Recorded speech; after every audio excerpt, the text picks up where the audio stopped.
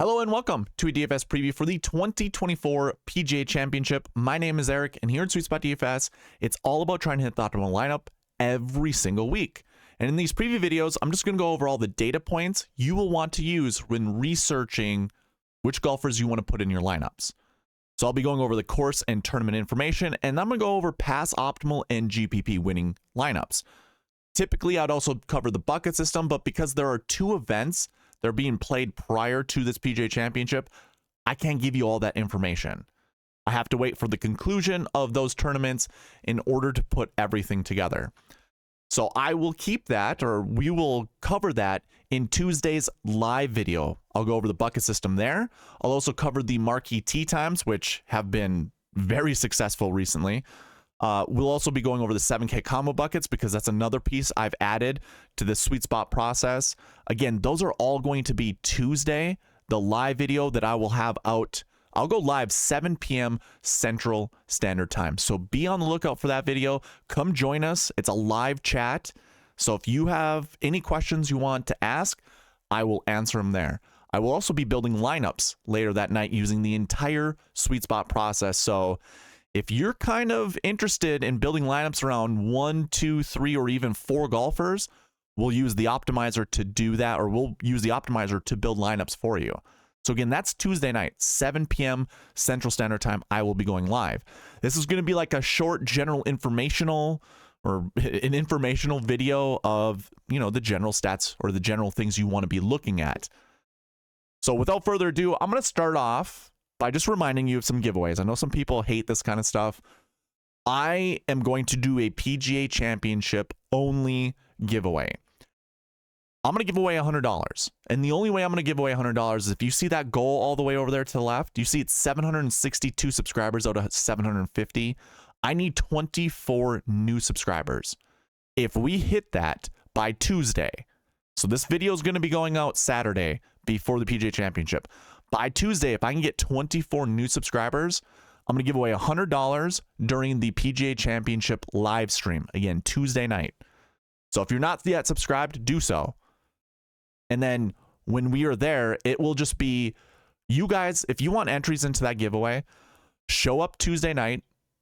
I will go ahead and just I'll just ask. I'll ask you to put a message in the live chat or something. That's how you're going to get that entry. So be there.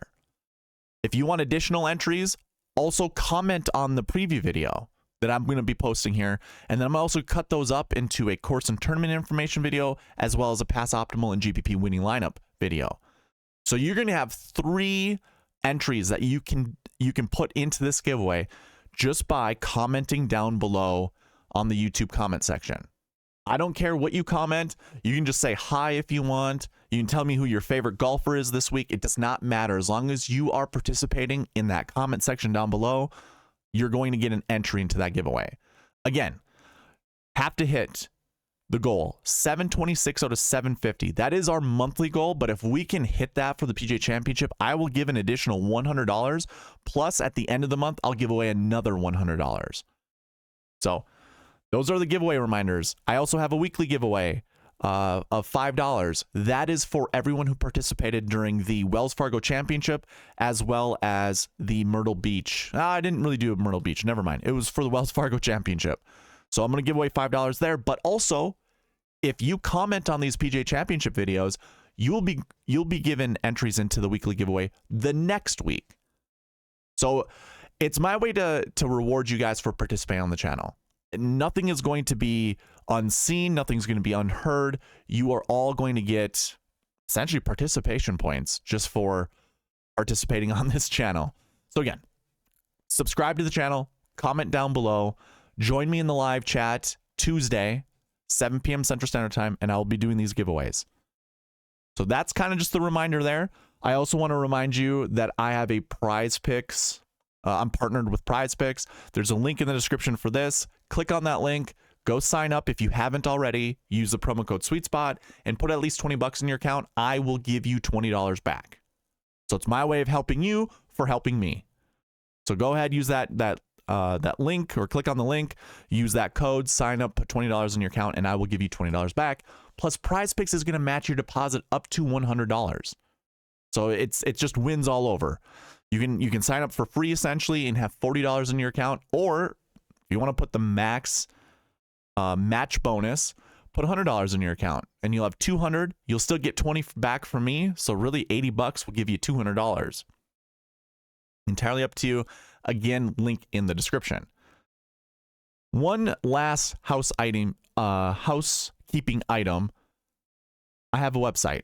It's called SweetSpotDFS.com. You can find a link for that in the description below. Here you can find fantasy tools. I will also have a cheat sheet. I know it says cheat sheet here, but this is the old school cheat sheet. I will actually have the new school cheat sheet that will just be website driven only. So just to show you, if you go ahead and click into this cheat sheet, you're going to see a Google Sheets page. This is updated with the PGA Championship right now.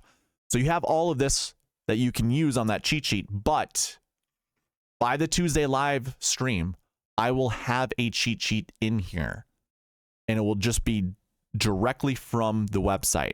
Now, if you want to see the Google Sheet, you can just click that click here button and it'll bring you to the actual Google Sheet that you can go ahead, copy, you can use filters on. This is available to you. But if you didn't already know, SweetSpotDFS.com, that's my website. Go check it out. There are fantasy tools here. If you want the optimizer will be ready Tuesday. I need the tee times before I will send out the optimizer. And all you have to do is request it here. So go to the website again. You have all of these columns or all of these pages that you can click on. I will have an article on the bucket system, so if you want to learn about that, you can check the article portion. Right now, there's nothing there. It'll just say coming soon if it loads for me, but you don't have to go to the articles page. Yeah, so it says coming soon. But I will have something in there for the bucket system just so you guys understand what it is. And then I will have articles going forward, or they will be in there going forward. Now, you can sign up for free. You do not have to come to this website paying anything, weekly, monthly, yearly. Currently, I'm not going to have anything that's going to be behind a paywall. If you do want to become a founding member, you will get lifetime access. It's $600. That's the same price as most people are doing for year-long subscriptions on their sites. So $600 will give you lifetime access. And I am limiting it to the first 25 users. I have 24 that are remaining. So you can come here and by the way, you can sign in for free or you can log in for free. Just hit the little join now. Obviously you saw me say log in. Go to join now. Go to this free button here. Click the free button. Again, if you want to become a founding member, go ahead and do so, but you can just click free. It'll send you to another page where you sign up, you put all your credentials in there that you need or that I need from you, and then you can just be a part of the SweetSpotDFS.com website, and anything that, you know, in the future, if I'm going to send you guys anything, it will be easier to do while you're a member. And then you can also upgrade your membership levels too, whenever that comes out. So go check it out. Again, you don't have to pay for anything. Technically, you don't need to sign up for anything. You can still come to the fantasy tools, click on all these things, and they'll be provided for you for free. But just wanted to remind you, the cheat sheet can be found there. Requesting the optimizer can be found there. I will have the new cheat sheet by the time Tuesday rolls around. So yeah, check all that stuff out. Super exciting stuff. All right, let's go ahead and get in this thing. We're going to go into the course and tournament information. I'll hit that transition.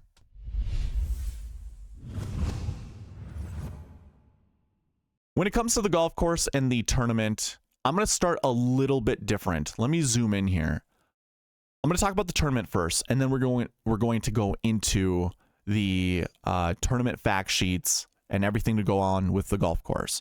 So this tournament for the PGA Championship, if you were unaware, you will have about 130 PGA Tour golfers, and you'll have about 20 PGA members. So PGA members, basically all the golf courses that you go to that you might golf at or anything like that, you're going to have a PGA member as the head pro or the director of golf or the general manager.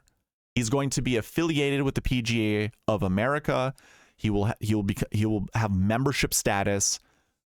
Those people have the opportunity to qualify for the PGA Championship, going through sectionals like your local qualifier, through your regional qualifier, all through the PGA of America. And the PGA Championship reserves about 20 to 25 spots for those golfers. I will say this right away, ignore all of them. You're going to find them mostly in the 5K range.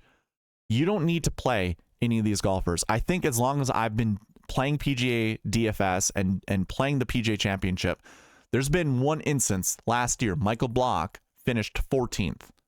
That is the best finish one of these PGA of America members has ever performed. And guess what? He wasn't in the optimal lineup. So I wouldn't even advocate to play it, even seeing Michael Block do it last year. Just ain't going to happen. The odds are in your favor for not playing these guys. So you can eliminate 20 of these golfers right from your player pool right away. Just throwing that out there. I want you guys to understand that. I think you're going to have the same cut that we normally see. It's either top 65 in ties or top 70 in ties. Keep that in mind when you're building your lineups. We have Scotty Scheffler at 13,200, and then Rory at 12,000. Trying to play one of those guys might require you to play someone in the 5K range. I would not play one of those PGA of America members. And if you're not sure who those golfers are, I will say this. It's going to be easy to recognize because you're not going to know the name. Like this Ryan Van Velzen, you're not going to know who that golfer is. Don't play him. On the cheat sheet, I think you can find out who these golfers are by the 6, like these dark red colors. These are golfers who don't have strokes gained stats. So for sure, most of the PGA of America golfers are going to be found here. I think Michael Block is going to have, he's not going to have a dark red color next to his name. He's not going to be under the 6 category. So either way, you're going to know the name because I just mentioned it. And some of these other guys that are PGA of America members, you're going to see, they also have different colors next to their name. If you don't know who they are, don't play them. That's my only advice. If you don't know them, don't play them. But yeah, what I was getting at with the whole cut thing, find golfers that are safe to play, essentially. Golfers that might have won on tour or staples somewhere down here in the 5K range, like Brendan Todd, 5,700. I don't know how great the course fits him, but he's a safer play than Ryan Van Velsen. He's 5,700. Brendan Todd is. This Ryan is 5,500. So again, if you've got data, if you've got websites that you can research this stuff, by all means do so. Otherwise, again, lineup building is going to be very interesting this week. Stay away from the PGA of America members. That's all I'm trying to get at. We have a 911 strength of field rating, which is extremely high, but this is what you see at the PGA Championship. It was 915 last year. In 2022, it was 871. And I don't know if I have 8. Oh, I do. I have 2021.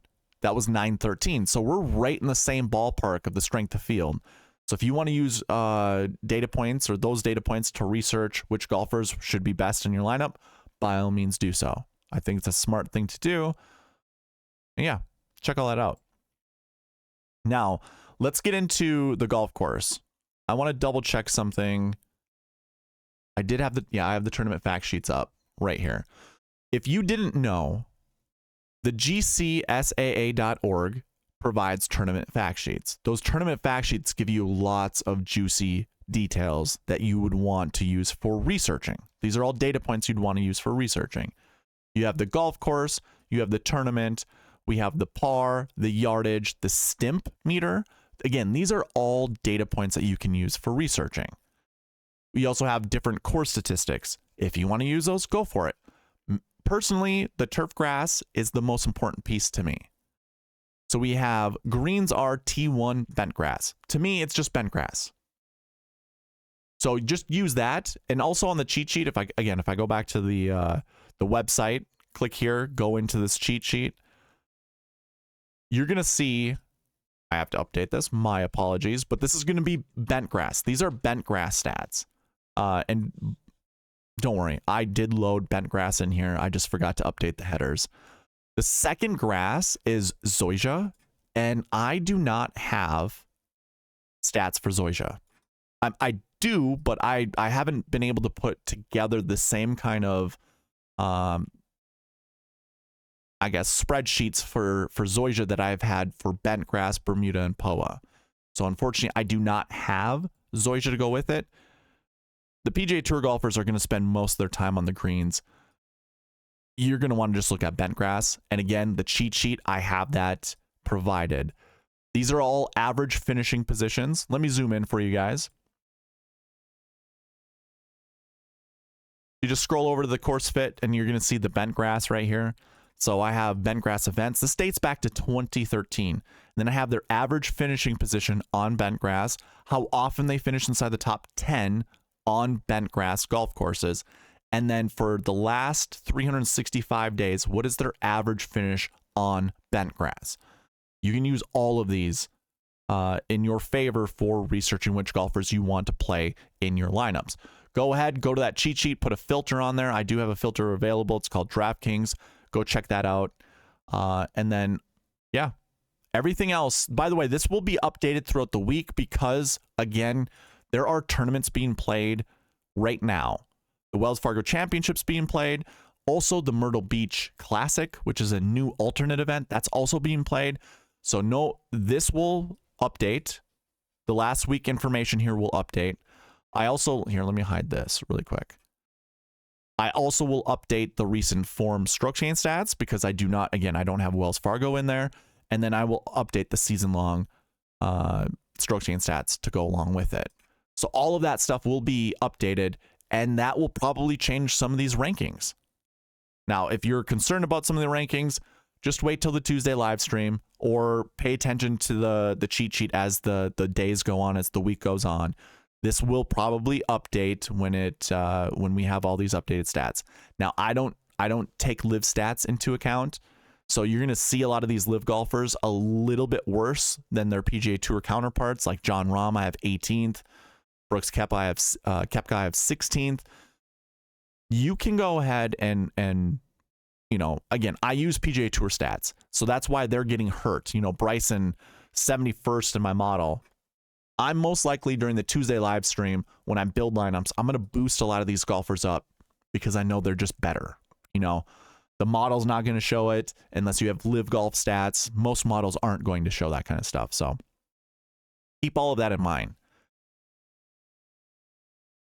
I don't have anything else, I suppose, that comes with, you know, the data points that you want to use when it comes to this Zoysia grass or the bent grass.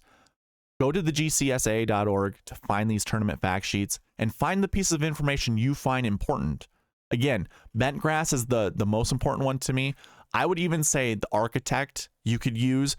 If you're putting 100 points towards a model, put 1 point for architect. I think that's fine, honestly. But it shouldn't be like 5 points or more. Just like 1 point out of 100. Yardage will be kind of important. So also keep that in mind. If you're going to, again, build a model, I would probably put like 1 or 2 points into yardages over 7,500 yards. So check that out as well if you can. If not, no big deal. Again, we'll be building lineups Tuesday night, 7 p.m. Central Standard Time. We can go over all of this stuff then as well. So no need to really get too wrapped up into it right now. Yeah, again, as the week goes on, a lot of this stuff will update. So be on the lookout for that. I also mapped out the golf course. So how I did this, I looked at a flyover, and like the Valhalla Golf Club provides a flyover. So I checked that out. And as I was watching it, I'm like, okay, if I'm a competitive golfer, how am I going to golf this? And if you know anything about me, I do golf competitively. So as I'm looking at this, that's how I come with the shot shapes. In column D, we have off the tee shot shape. In column E, we have approach shot shape. Now, these aren't required shot shapes.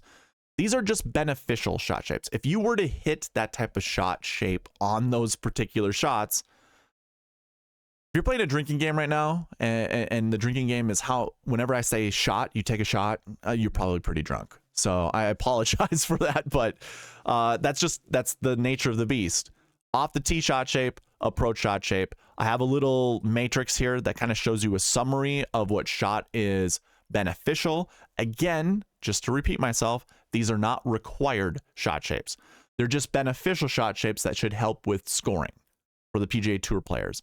And I do have two holes that I did create a description of.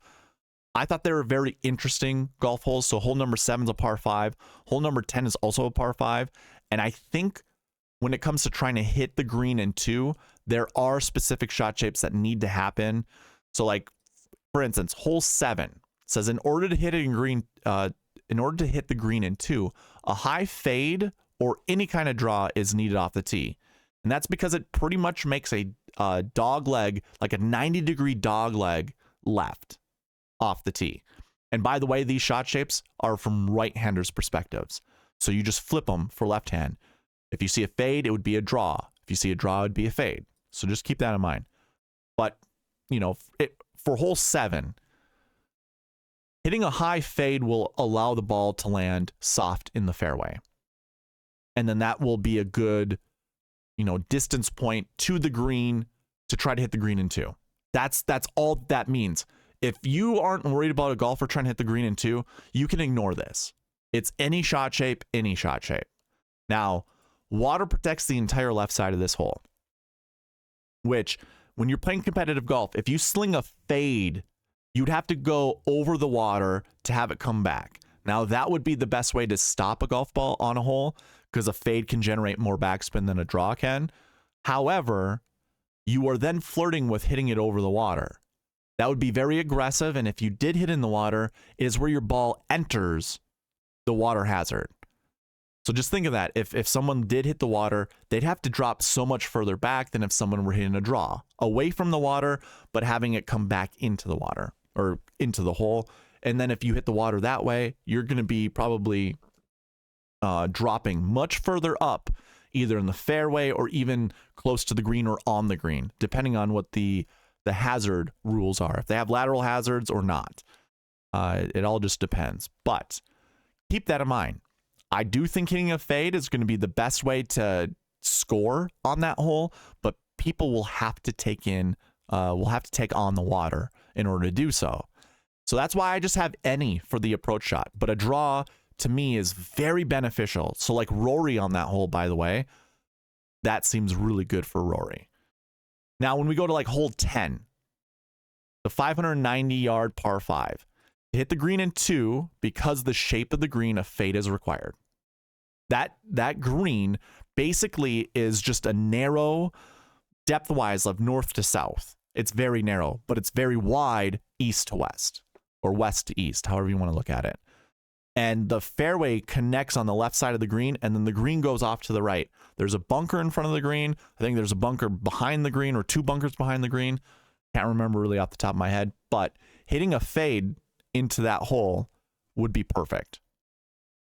So that's why I have there, and I think that opens up scoring possibilities for any fade shots into that green, because fade for every pin position is definitely beneficial, whereas a draw, only the very, very left side of the green is beneficial to hit a draw there. So I have fade. So you can see the summary breakdown, faders of the golf ball. There are 10 shots that I see being beneficial to hit a fade, whether it's off the tee or approach, whereas only 4 holes I see a draw being beneficial.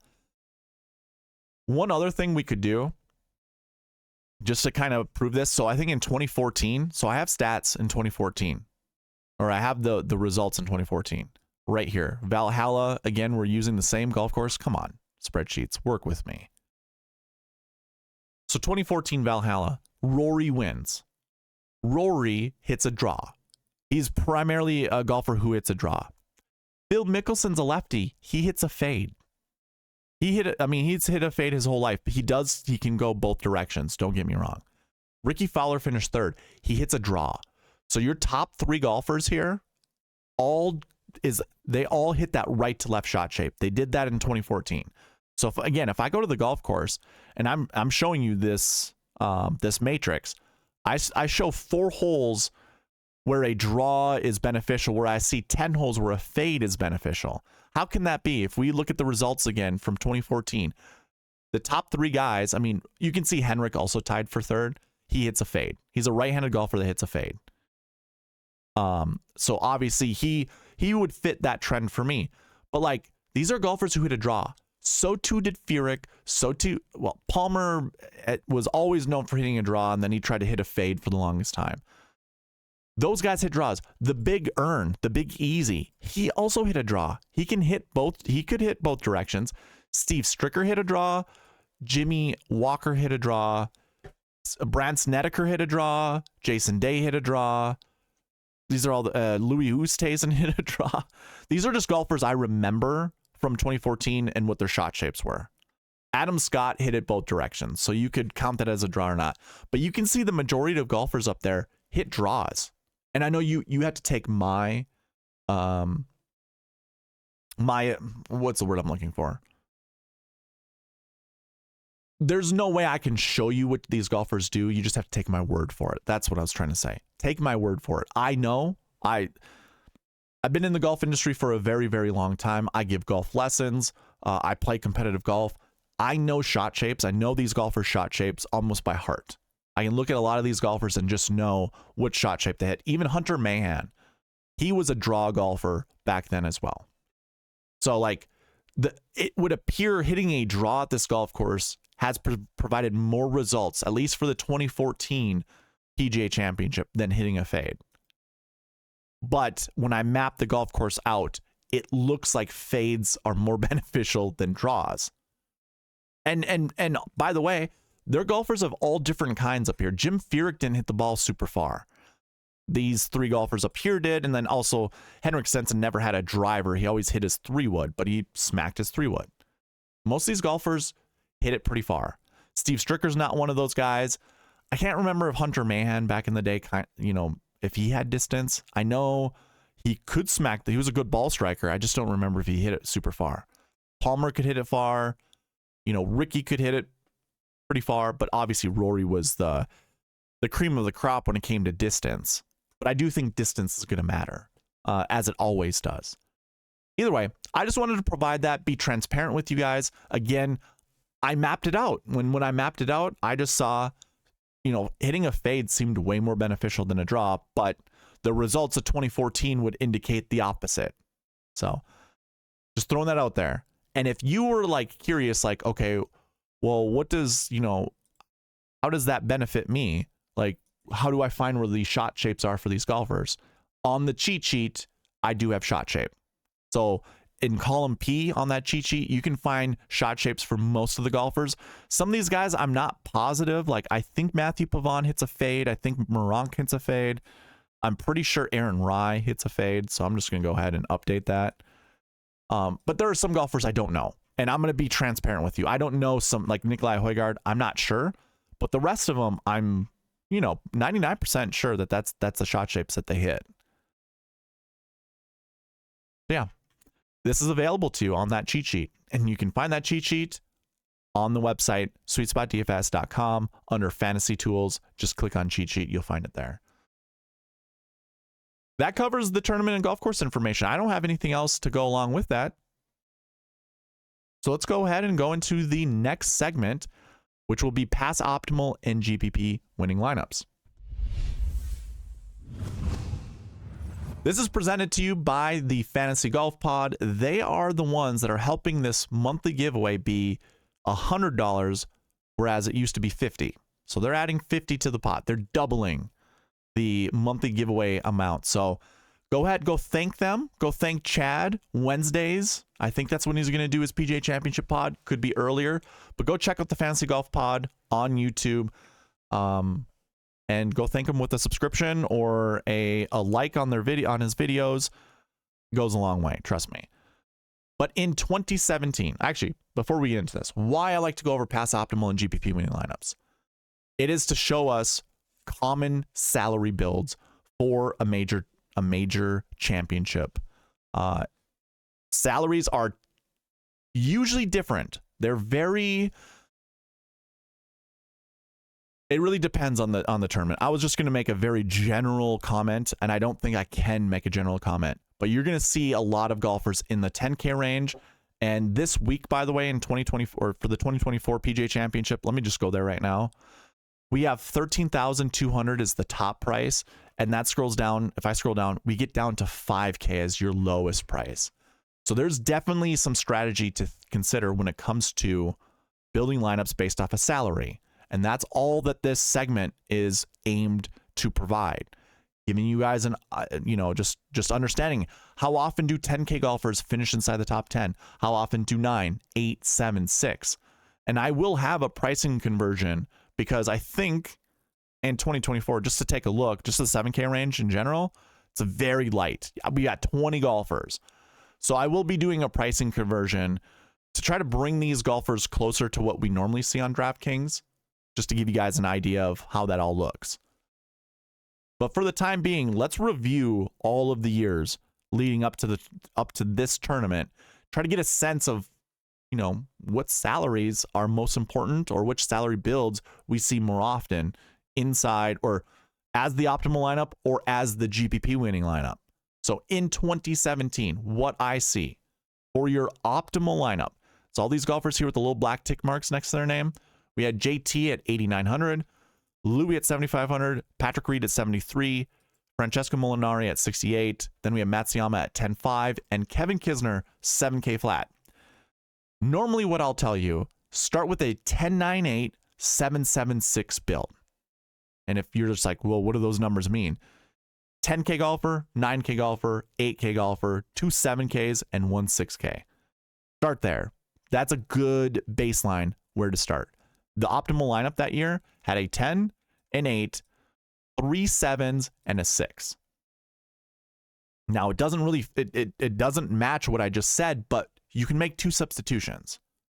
So how this would work out is if I tell you to start with a 10 9 8 7 7 6, but you can make 2 substitutions, one of those substitutions that you could think of is a 9K down to a 7K. In fact, I would count that as 2 because you're going from a 9 to an 8 and then an 8 to a 7.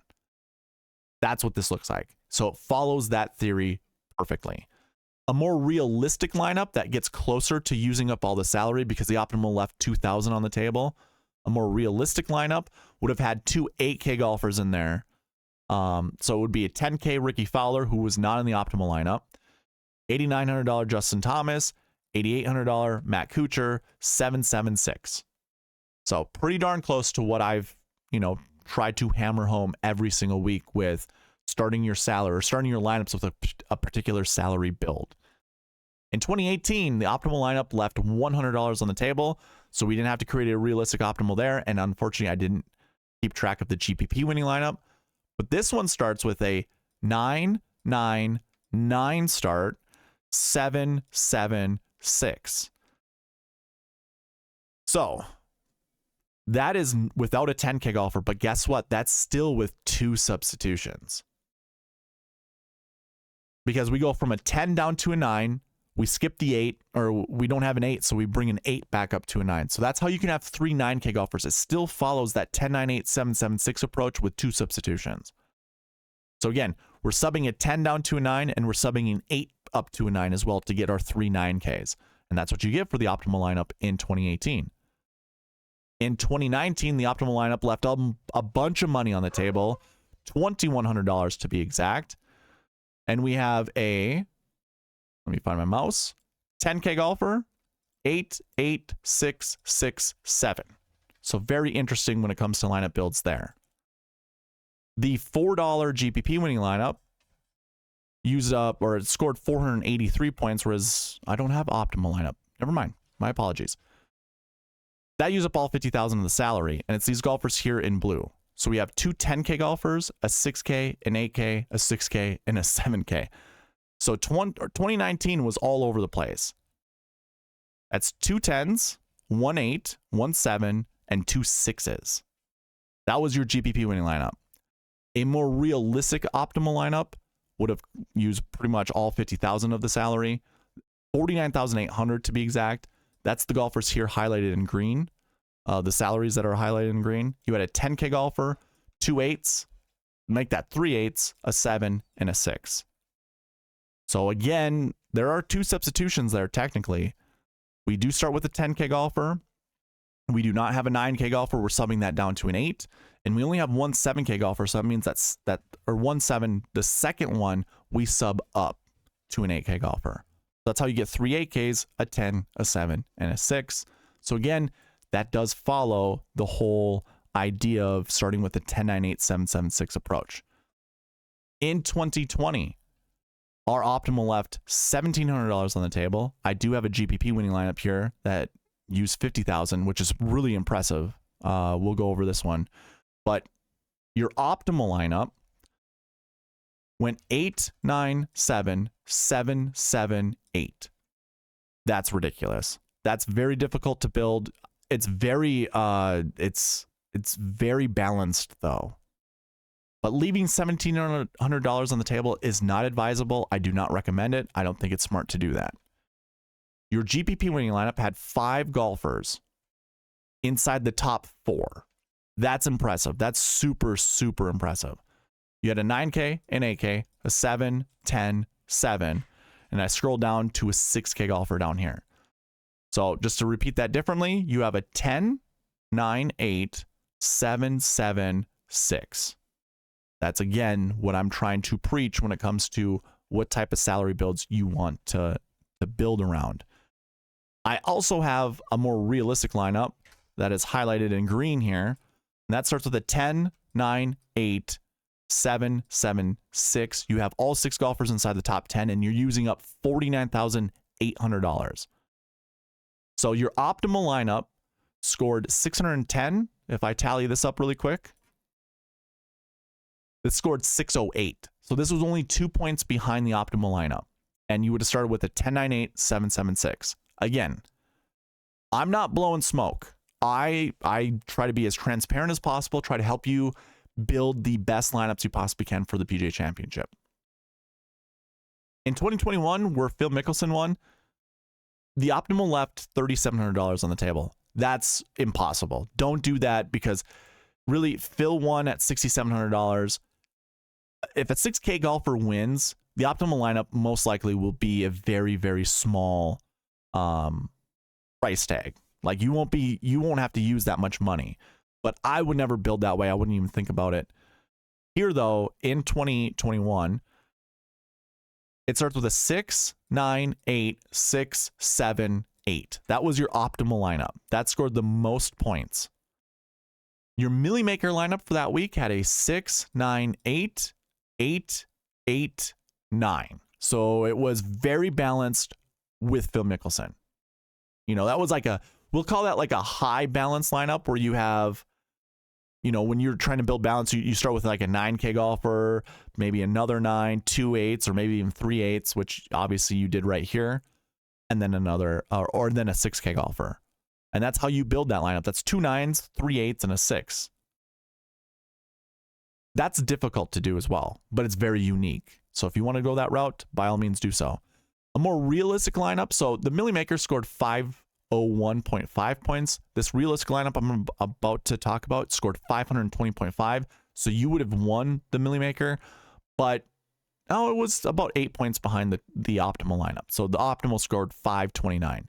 This realistic lineup had 2 9K golfers in it, 2 8K golfers, a 7, and a 6. And again, if you're following along with me, you make 2 substitutions. So start with a 10, 9, 8, 7, 7, 6. Obviously, we don't have a 10K, so we go from a 10 down to a 9. And then we have 2 8s, but we only have 1 7. So obviously, we subbed a 7 up to an 8. So that's how we get 2 9s, 2 8s, a 7, and a 6. And again, that would have taken down the Millie Maker. It would have been 8 points behind the optimal. In 2022, your optimal lineup left $1,600 on the table. So we're seeing a trend with the perfect lineup leaving a ton of money on the table. I don't advise that. Just stick to the script. Always use up as much salary as you possibly can and try to start in a particular way that I'm showing. You start with a 10K golfer. 8, 7, 6, 7, 6. So there's no 9K golfer in that lineup. It is what it is. That was your perfect lineup. It scored 519 points. Your $5 GPP winning lineup scored 502. So that's 17 points behind. It used up all 50,000 of the salary.